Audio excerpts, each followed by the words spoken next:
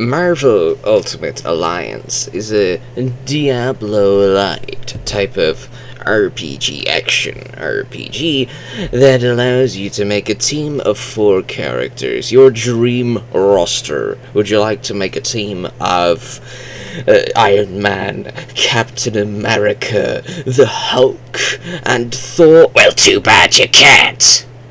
Hulk is a DLC character only for the Xbox 360. But guess what? The DLC's been delisted. You can't even access it. So you can only play as him on the re-released versions of Marvel Ultimate Alliance. I believe they re-released this on the PS4, but there is also a handy-dandy Gold Edition, a re-release, if you will, for the Xbox 360 that combined all of the DLC packs that the Xbox 360 had for this beloved game, and naturally, the PS3 version didn't get one. Because, of course, the PS3 version released at a time before DLC and trophies and all that good stuff. So naturally, logic went out the window when they released the gold version. They thought, oh, we could re-release this version for the PS3 as well. We could give them the DLC for the first time.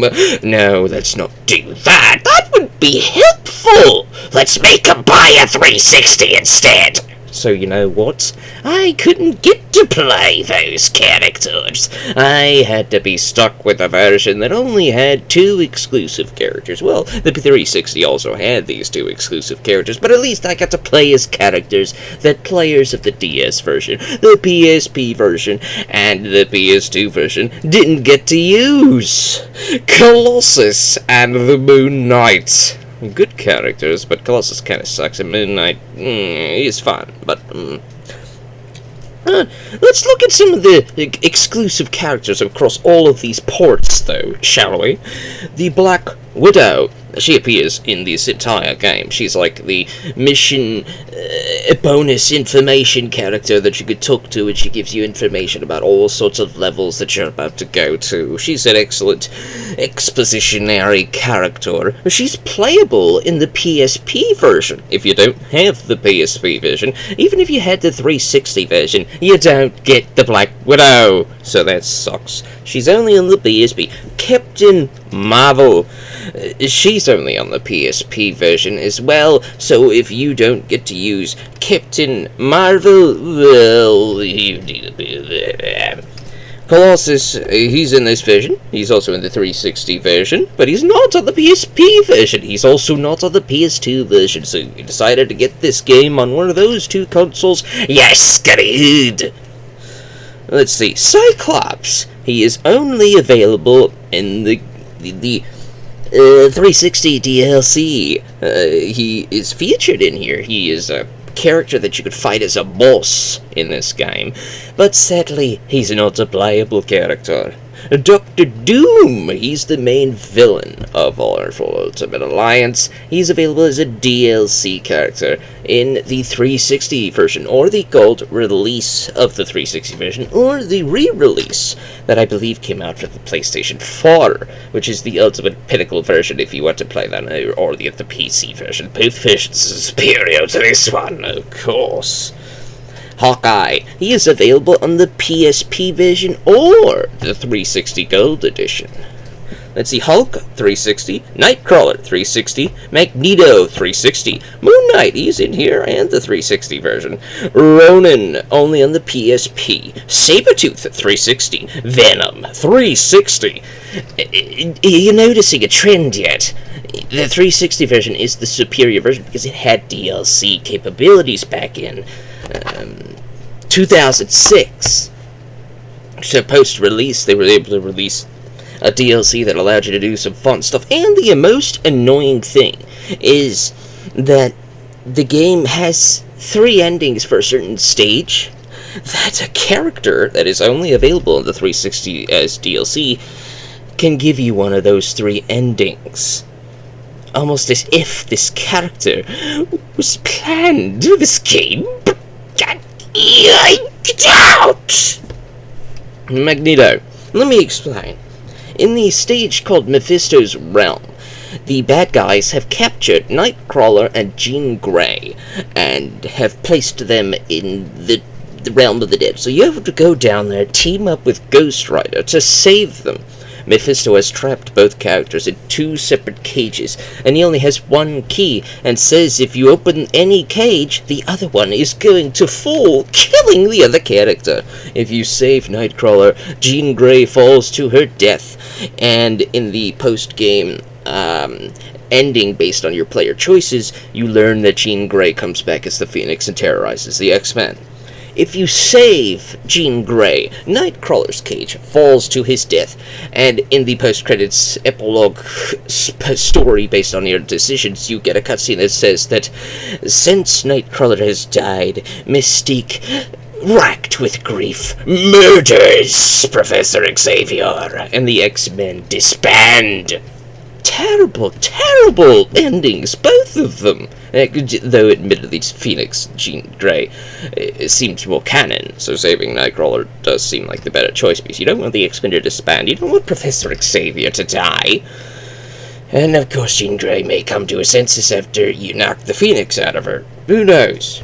But there is a third ending that you can get only on the Gold Edition, or the DLC, with a certain character called Magneto. Magneto, DLC character in both Marvel Ultimate Alliance 1 and 2.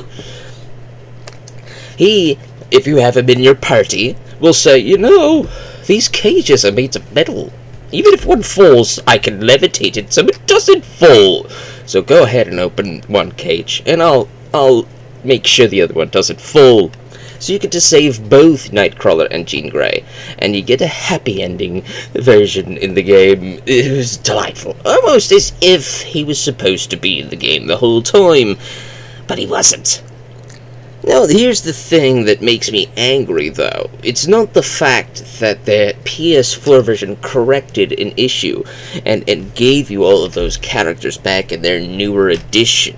It's that there was no reason not to include them in this version to begin with. Even the 360 base version.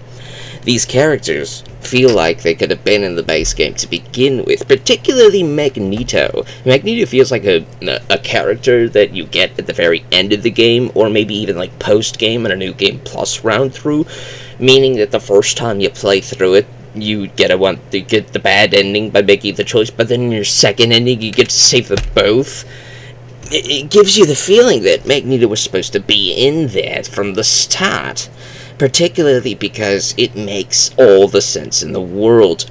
We have Dr. Doom betraying Magneto by capturing mutants and torturing them and seeking to have one of them killed for his own devices. This would anger Magneto, who is pro-mutant and anti-human, and would say, you know what, Dr. Doom? F you. Screw you. I'm going to help my friend Charles in stopping you and saving the mutant brothers. And that makes sense for mutant Magneto. It makes sense. It makes sense for him, you know? So, having him in there just makes all the sense. You know, Elektra is here of all characters. You know, you could put somebody else here, like Hulk. But I like Elektra, she's fine. The reason why Elektra's in here, and the reason why Wolverine looks like his movies version, is because this released in a pre-Iron Man MCU world. This means that the Marvel movies that we have right now are the 3 Spider-Man Raimi-verse movies, or just the first 2. I think the third one was 2008, this is before that time. So, but you had the first 2 Raimi movies. You had the X-Men movies, 1 through 3. You had the 2 Fantastic Four movies. You had the Elektra movie. You had the Daredevil movie. You had the Ghost Rider movie. A lot of these characters were shown up in the early 2000s and 90s movies. Blade is even in here, though Blade is very disappointing because you only get to have him involved in the story one time and then he's gone. He's playable, sure, but he doesn't have anything to do.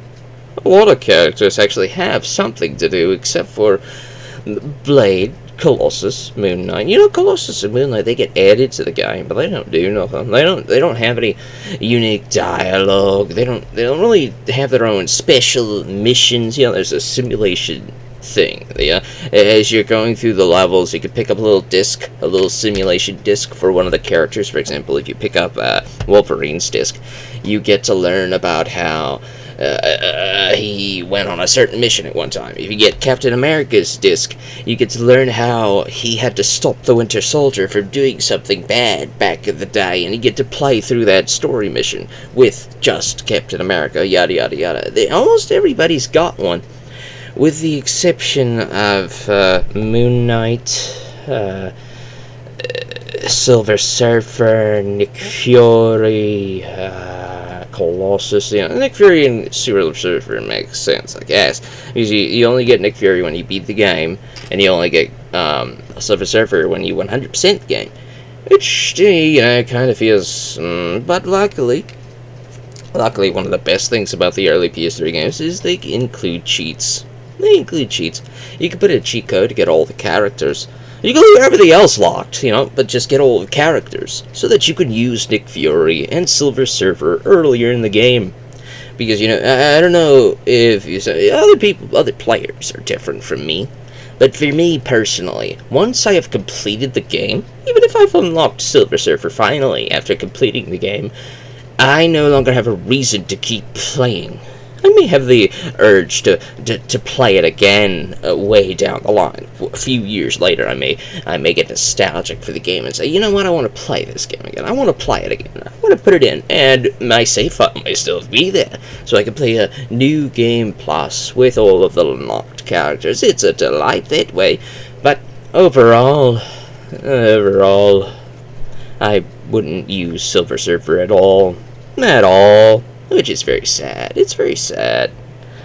So, just unlock all of the characters early at the very beginning of the game with a cheat code. You could save your game still, which is delightful. You can unlock all the characters and use anybody you want. You want to make a team of Silver Surfer, Nick Fury, Ghost Rider, and Spider-Man. You can. It's a delight.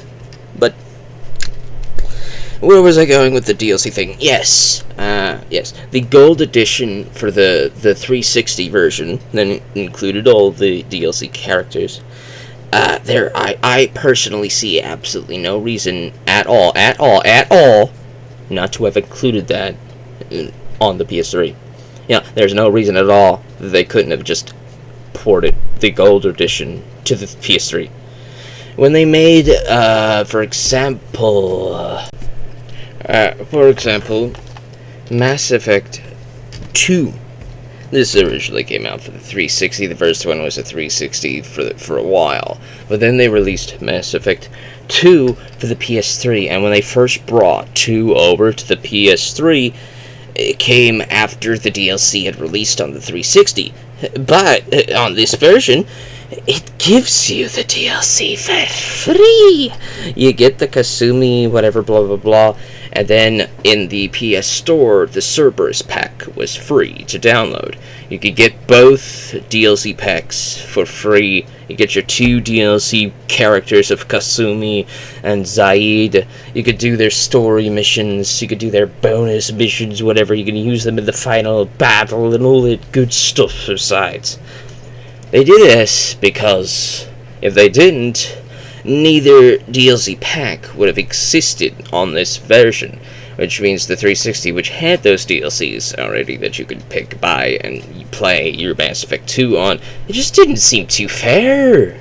EA came up with this idea to make those 2 DLC packs available on this version for free, simply because they wouldn't have existed otherwise. By the time 2 was ported over to the PS3, which I thought was very nice of them.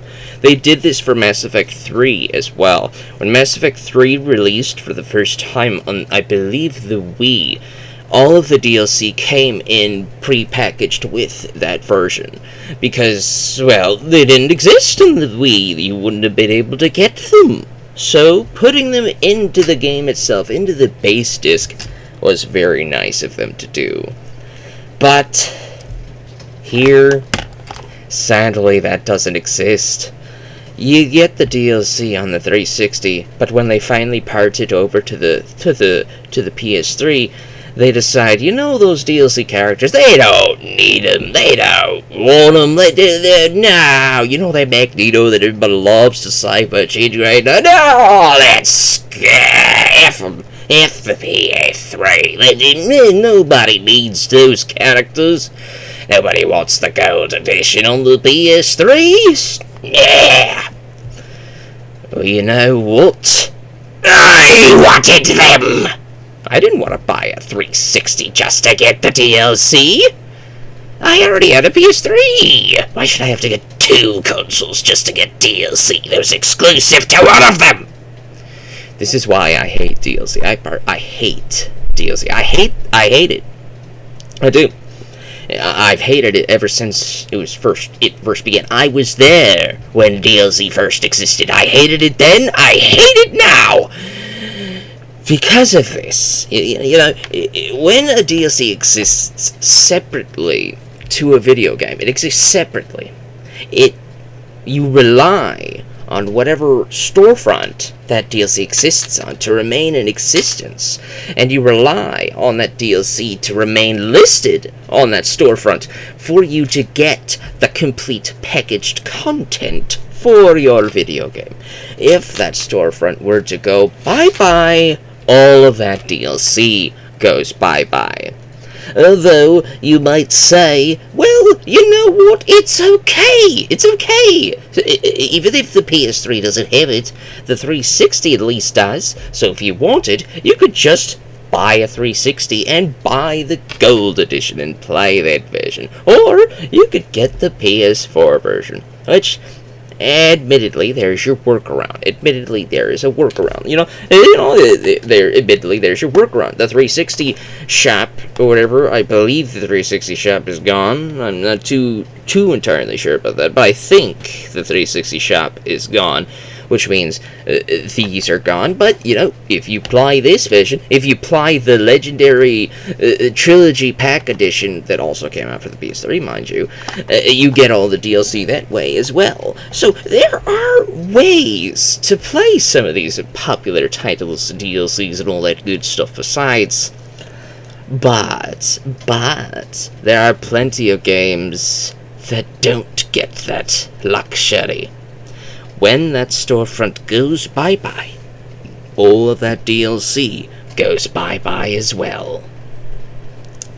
And that's sad. It really is. It's really sad. On the PS3, for example, even video games, Silent Hill 1 for the PlayStation 1, it's on the PS3's PSN storefront. I believe you could play it live streaming it for your PS4 or whatever, you buy your PS Plus or whatever, and you can stream your video game. You don't get to buy it, you don't get to keep it, but you can stream it. You can, it's streaming, but you can't buy it, and they never re-released it. They never re-released it for you to buy. Go to the PS4 storefront, go type in Silent Hill. Oh, it's not there. No, go to Steam. No, it's not there. No, go to GOG. Whatever GOG is on the PC. Go there, type that in. Oh, it's not there either. It's nowhere! Except for the PS3's PSN store. If you want to buy Silent Hill 1 to own, to keep, you have to either buy a hard copy or go to the PS3's PSN store. However, if the PS3's PSN store decides to say, what, we're gonna finally close up shop, games like that Silent Hill 1 for the PS1 aren't going to. You're only going to be able to buy the hard copy because it's not going to be available to buy, not to stream with your PS Plus whatever. No, to buy. You're not going to have an option for that. You're not going to have an option. No, it's gone. It's just gone. They released 2 and 3 on a PS3 version in a little bundle pack. It used to be on the PS3's PSN to buy digitally, but it's gone. You can't find that anymore. You have to buy a hard copy, which is pretty expensive nowadays. You could stream it on your little PS5, 4 or 5, whatever. Who cares about that? No, but to buy, they re-released 3 and 4 that way. I can't find it on Steam. I can't find it on GOG. But you know what? I can find Silent Hill 4 on GOG. Silent Hill 4 is on GOG. I don't know why 1 through 3 aren't, but 4 is there. If you if you ever wanted to play 4, you can get it on GOG. That's nice. But do you understand my disdain, my absolute loathing of DLC? You're reliant on storefronts existing. They don't exist forever. The games, the hard copies, last longer than the storefronts do, which means the DLC for your game, it's not going to be there when you buy the game maybe 20 years later. Maybe you're a retro player, maybe you're a retro gamer, maybe you just missed playing this game 20 years ago, and you decide, you know what, I want to go back. I missed out on this console and all these games. I'm gonna grab this and play it. The DLC's gone. Well, look at those little characters you can play as, man. They're gone. Oh, you can buy this version on the 360. You can play that and get your Magneto that way. Or no, it's too expensive. It's not worth it.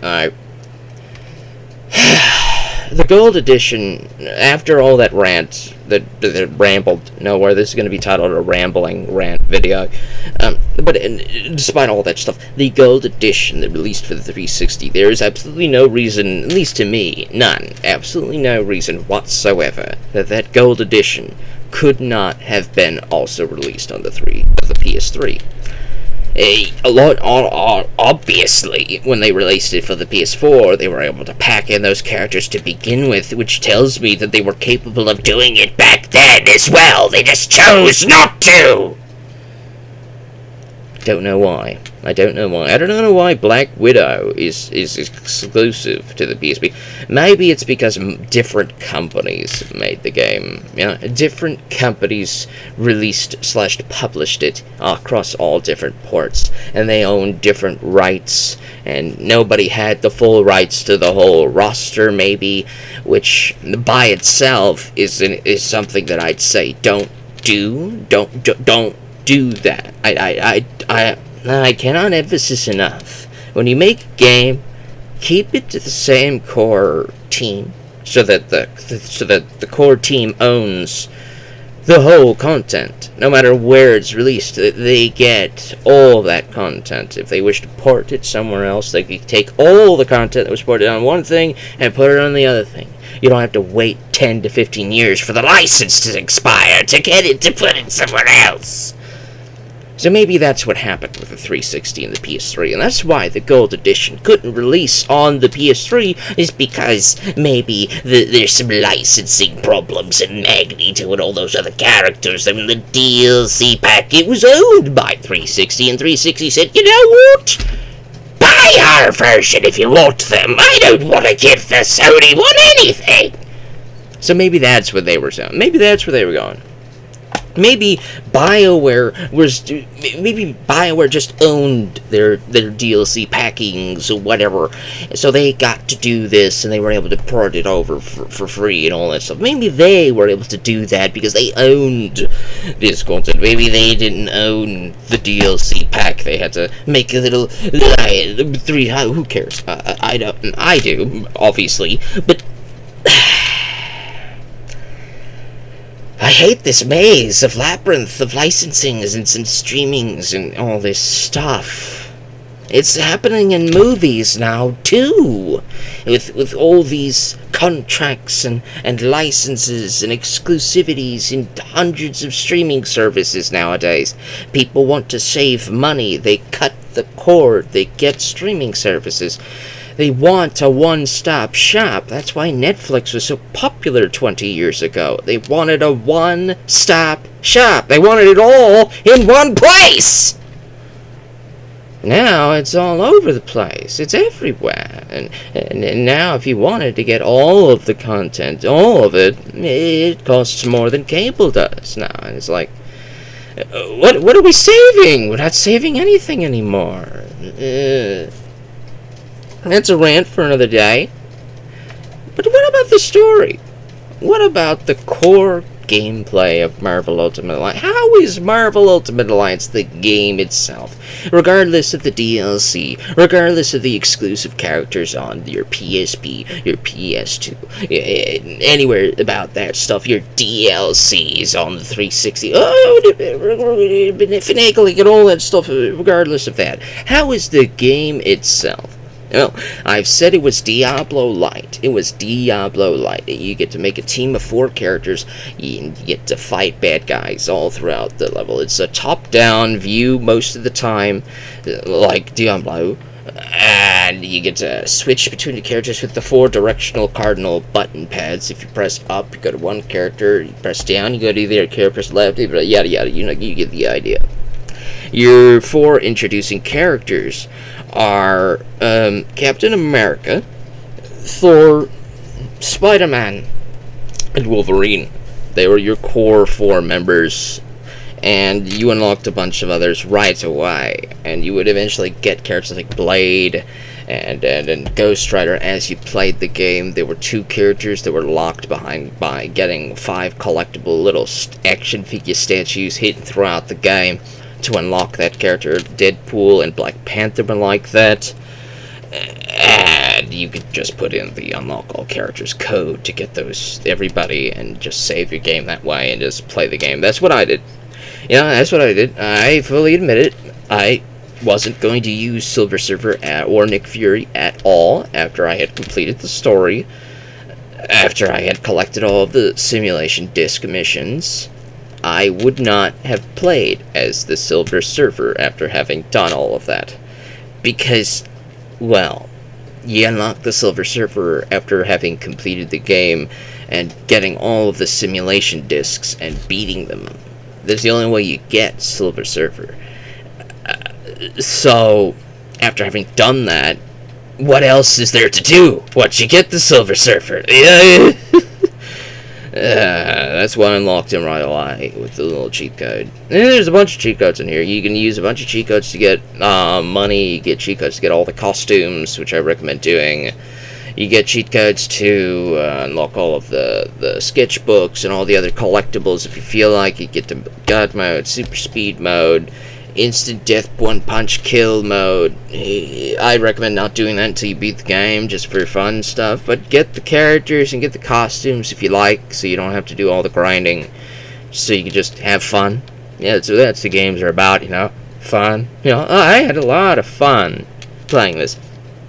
After I tried to forget the DLC stuff and all the characters that I couldn't use that were clearly available in another version that I was just unfortunate enough to not have bought years ago. So now, years later, it would be more money to get that version just to it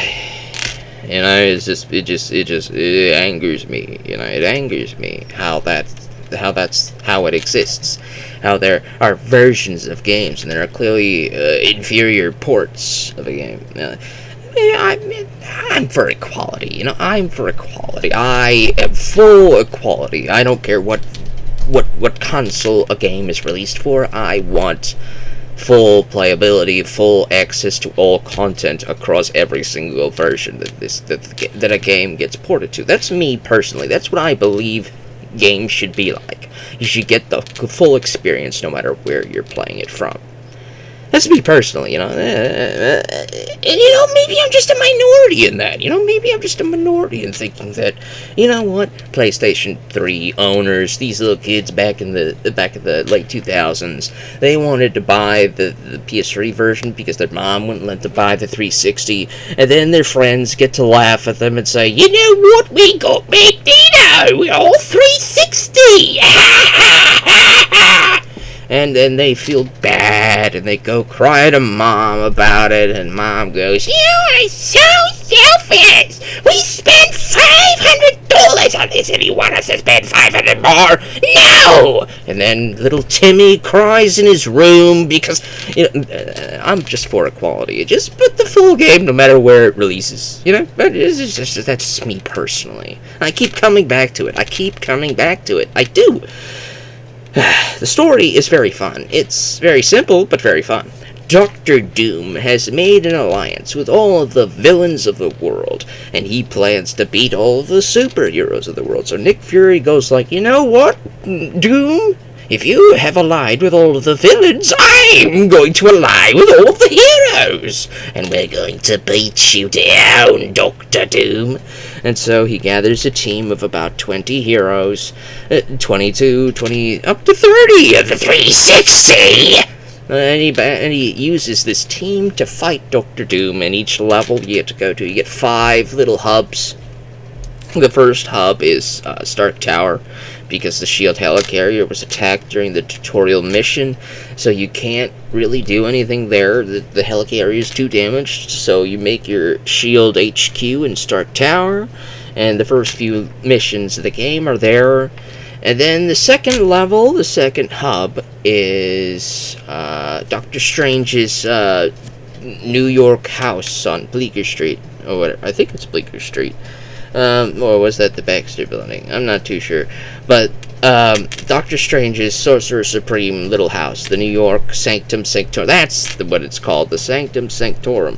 That's your second hub, and you get to do the second stage of story and missions, all that stuff there. And then your third hub is Asgard, because Doctor Doom's plan is to take Odin's power and become a god himself, and betray all of his other allies, of course. Of course! But Loki doesn't know that Doctor Doom plans to betray him, so the whole of Act 3 is Loki's story. So keep throwing your party for all of Act 3, so he can banter with Loki and all that good stuff besides. And then Doctor Doom steals Odin's power, and Loki is defeated. So now you have to go find Doctor Doom. Doctor Doom, with Odin's powers, kills everybody, but through the intervention of Uatu, he teleports all of you to the Inhumans base on the moon, where you get to meet Black Bolt and Crystal and all those other guys, and they get to say, we're gonna team up, we're gonna take out Doctor Doom, all that good stuff. So Act 4, the fourth hub world, is the Inhuman base on the moon. And then it's time to go back to Earth and stop Doctor Doom for good and all once we get the MacGuffins from space in Act 4's missions. So we go back to Stark Tower. The fifth hub world is Doctor Doom's Doomanized Stark Tower. Doom Stark Tower. And you get to stop Doctor Doom in the one and only mission in Act 5. It's a very simple and short game, but it is very fun all the same. And naturally, a lot of characters are better than other characters. It just depends on what your playstyle is. For example, Spider-Man is not exactly tanky. He can take a lot of damage and die quickly. So you have to be quick with him. You have to avoid damage. You have to put a lot of stat points and abilities and upgrades into his dodging mechanic rather than his tanking mechanic. Unlike, for example, Thing and Wolverine, who are tanky characters who can take a lot of damage. Wolverine especially has a healing factor, which you can upgrade on one of his costumes to make him regenerate health on a faster basis. So he can take a lot of damage, and he also deals a lot of damage. This guy is a DPS tank. He is the best character in the game to me personally, because at least for my playstyle, I am full aggressive, all get in your face, slashy slash. That's Wolverine. That's your character. As you're fighting people, he builds up his fury gauge, and then he turns into fury mode, rage mode Wolverine, and all of his special attacks become fury special attacks. He's the only guy who has 2 versions of every special of his. It depends on if he's in rage mode or normal mode. And in rage mode, everything goes up, his damage goes up, everything goes up. He will destroy everything in the game. If you give all of the striking upgrades and body upgrades and everything to Wolverine, he will be unbeatable. He will be unstoppable. He will destroy everything, no matter what comes at him. He will blow it up. You know, he's one of my favorite characters in the game. I had him in the team the whole game, basically, except for one time. And the only one time that I had him out of the party is when you had to go fight Galactus and Spice. You go to the Skrull homeworld to stop Galactus from blowing up, from eating the world. I made a team of the Fantastic Four instead. Reed Richards, Invisible Woman, Thing, and the Human Torch. I made a team of those guys to stop Galactus, because I thought, Galactus, the second movie, Galactus and the Silver Surfer, so why not make a team of the Fantastic Four to deal with that? And it was great, And Reed Richards is awesome in the game, and the voice actor, he sounds like Bill Nye, the Science Guy, to me. And I just imagined in the early 2000s, what if Bill Nye played Reed, and it just worked for me. it just worked for me. It was great. It was a great time. Some characters are worthless compared to others. Personally, it's all a personal thing. If you like using Ghost Rider, use him, obviously. If you like using Thor, use him, obviously. It doesn't matter who you play as on lower difficulties, because it doesn't really matter who's better at anything. It's personal preference on the lower difficulties. So even somebody as, and me personally, as useless as, say, Spider-Woman, if you want to play as her in normal or easy difficulty, she's fine. She really is. She will help clear the room no matter what. Alright? So I would recommend playing it on normal or easy if you want to use the weaker characters like Elektra and Spider-Woman.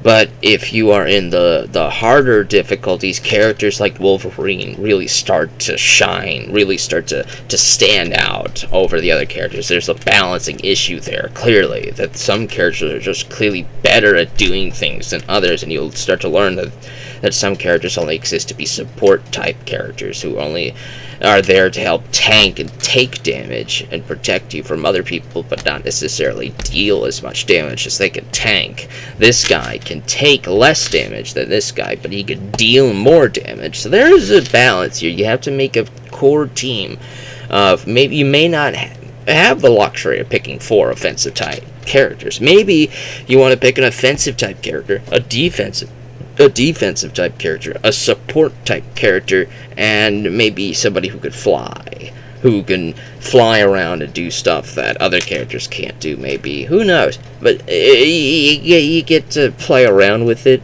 and it's really fun that way. My main biggest gripe with the game is clearly the DLC thing. Most of the DLC characters are nothing to speak of. Cyclops, he's just a basic character, but I wanted him in there, even if he was useless. I had this same argument with, say, the Dragon Ball Z games. Nobody cares about Chaozu, but guess what? When Tenkaichi put Chaozu in the game, I was happy, because he was there! I don't care if nobody uses him. He was there, at least, to be used if somebody felt like it. That was great. But DLC aside, is the game worth it? Even the base game with none of the DLC, yeah, it's worth it. It really is.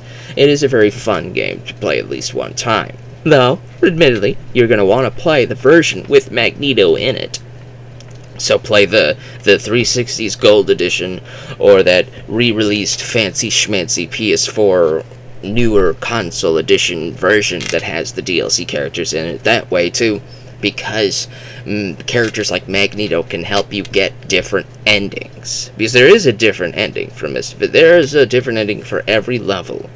As you're playing through the level, you will get side missions. Either you have a main objective to, for example, defeat the big bad guy, but halfway through the level, like say in Namor's realm, Namor is captured and you'll have to get some MacGuffins to free him. You don't have to free Namor to beat the level, but if you free Namor and then beat the level, then at the end of the game you'll get a special cutscene that says Namor is now friendly to humans because humans helped save him.